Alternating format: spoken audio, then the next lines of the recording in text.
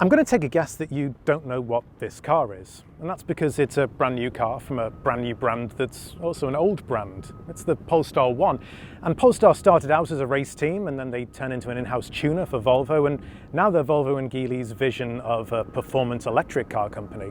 And that makes this car something very special indeed. It's a hybrid, it's the first Polestar hybrid and probably the only Polestar hybrid. It's also incredibly limited edition, only 1,500 are going to be made. And under the skin, what looks like a fairly good-looking GT car is something very unique indeed. It's the halo model of a broad range of EVs, though at its core it actually predates even Volvo's acquisition of Polestar. Back in 2013, the Swedish automaker revealed the Volvo Concept Coupe, borrowing styling cues from the classic P1800 and acting as a showcase for what was then the brand new scalable product architecture. Volvo never made it, but Polestar will, and for that I'm thankful. The body is made of carbon fibre reinforced polymer, both to help save on weight and to allow super crisp body lines and that wafer-thin arching roofline. At the front, the wide, low grille is filled with a slightly concave array of polished metal studs. It's flanked by Thor's hammer LED headlamps, while at the rear the lighting is similarly minimalistic. The combination of exaggerated proportions and elegant lines prompt more than a few double takes on the road, and with only 1,500 expected to be produced over the next 3 years, it'll definitely be a rarity. Now you could say this is a car of two halves, and that would be true. At the front you have a 2-litre inline-4 gas engine with a supercharger and a turbocharger, and that just drives the front wheels. And at the back, each wheel gets an electric motor of its own. And running down the middle, there's no crankshaft or anything, it's just a third of the overall battery. That's a 34 kilowatt hour pack.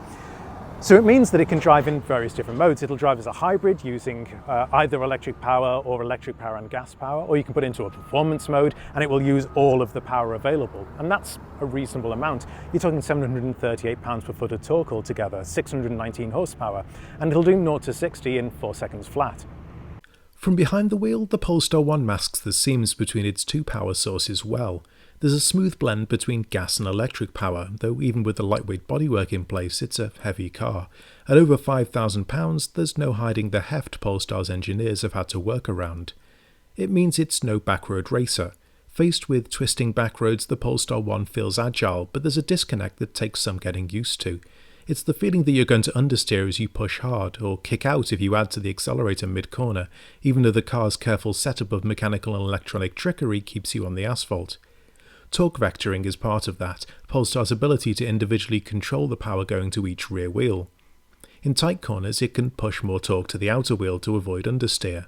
Just when you start to think you're perilously close to the limit, the Polestar's systems wade in to keep you on track.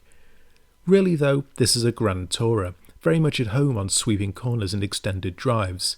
US range for the 34 kWh battery hasn't been finalised yet, but in Europe the Polestar 1 is rated for around 70 miles of purely electric driving, or around 540 miles in hybrid mode. For that, it seems eminently suited. The default suspension settings, which can be manually tweaked, though I suspect few will, providing a reassuring balance between touring comfort and sportier stiffness.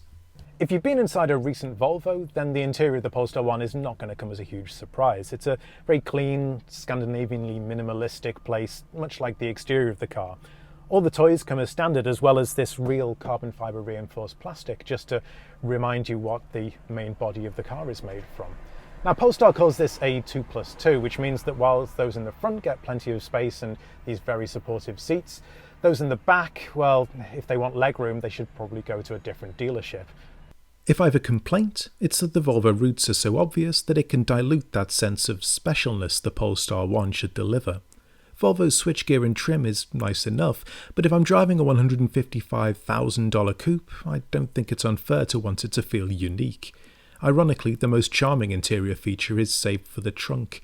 That's where the high-voltage power connectors are visible through a plexiglass panel, their bright orange cabling intended to be a reminder of the battery's presence, not to mention the reason you only get 4.41 cubic feet of cargo space. Now, the Polestar 1 is never going to be a mass-market car, a volume seller. Polestar can only make up to 500 of them a year, and after 1,500, that's it, they're just stopping altogether. And at $155,000, that's a lot of money for a brand new car company and a brand new car, and a hybrid at that.